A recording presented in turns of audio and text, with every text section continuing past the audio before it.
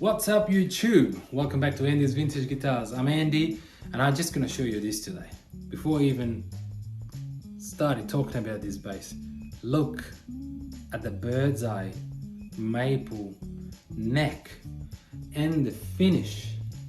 Wow. So this is a 1994 Stirling Bass. So confusing these days, I get it. MUSICMAN's making Stirling basses which are made overseas. They're not American made.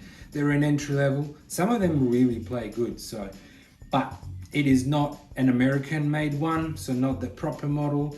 And they are Stingray looking basses. So it's a Stingray made overseas, so an entry level for someone who doesn't want to spend that much money on a bass. But in those days, in 1993, the Stirling model came out, and the idea behind it was to give the MUSICMAN family a jazz bass. So the Stingrays was the P bass, okay, the flagship of the brand. From 1976, the bass has been getting popular, more popular. Louis Johnson, and then we had Flea, and you know, we had a lot of players making the Stingrays a famous instrument and endorsing it. And then the neck was a bit too chunky wide for a lot of people, and Stingrays can be quite heavy, especially the early one with the slab body. So the idea was, look, let's make the jazz bass for MUSICMAN, and this bass came out. So with the tonal option, with the single coil and all the bits and bobs there, you will find on the 5 strings, so the 5 strings is the same switch, okay? They decided to change the Stingray a little, and the bridge stayed the same. And this is one of those Flea bridge. So you can see the saddles are not cut right in the middle. The reason behind it was to align it, a better alignment with the poles and the pickups. So this was available from, I think, 92 to 94, not on all models, but yeah, it's quite sought after for this reason, and it's a bit rarer. Good thing about him, the plate is at the back, so not like the Stingrays has that at the front. And so these knobs are actually, the pots are routed through the timber, make it a nice and neat, with the jack input on the side.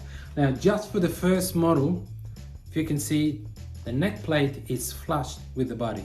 I think they changed later on, and then was just sitting on top. It probably too much work to make it like that, but it looks beautiful. Same with the battery cover, you know. The Stingray has it sitting on top, but with the Stirling, it's flush to the base. They did use some amazing bird's eye maple for neck in the early 90s, and this is one of those bases again. They can be light. I had one 94, there was just 3.7 kilos.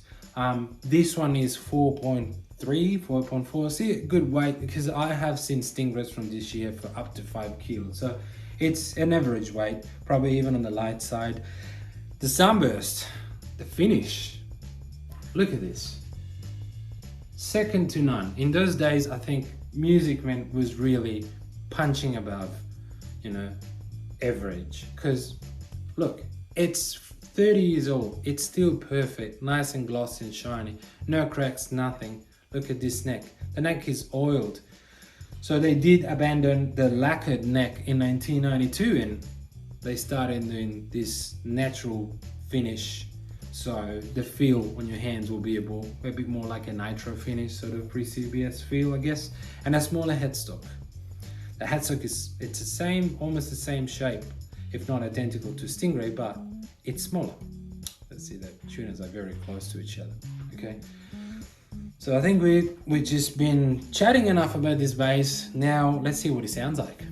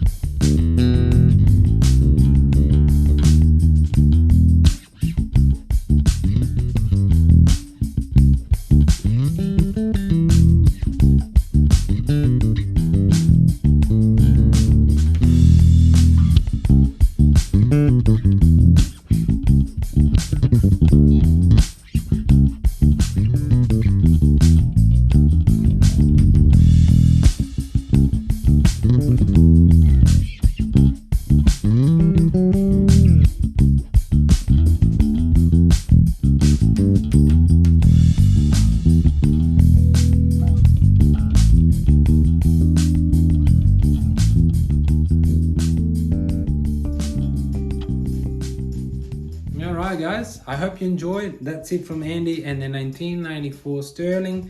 This is a phenomenal bass. I forgot to mention before, it still has the foam mutes here with the mechanism that can raise them and mute the strings. So it's all there. It's got the original case. It would have come, this actually did come with the original Tolex that was discontinued in 95. So they came out in 93, it had the Tolex case, and it's a slightly smaller case than the Stingray, so you cannot use the Stingray one for one of these. So you can find a proper one, and this one comes with it. And it's listed on Reverb, it's listed on my website, www.andysvintageguitars.com. So if you want to get in touch with me, please do so. Thank you for coming back. Don't forget to share the content. I'll have more basses coming soon, and I'll see you next time.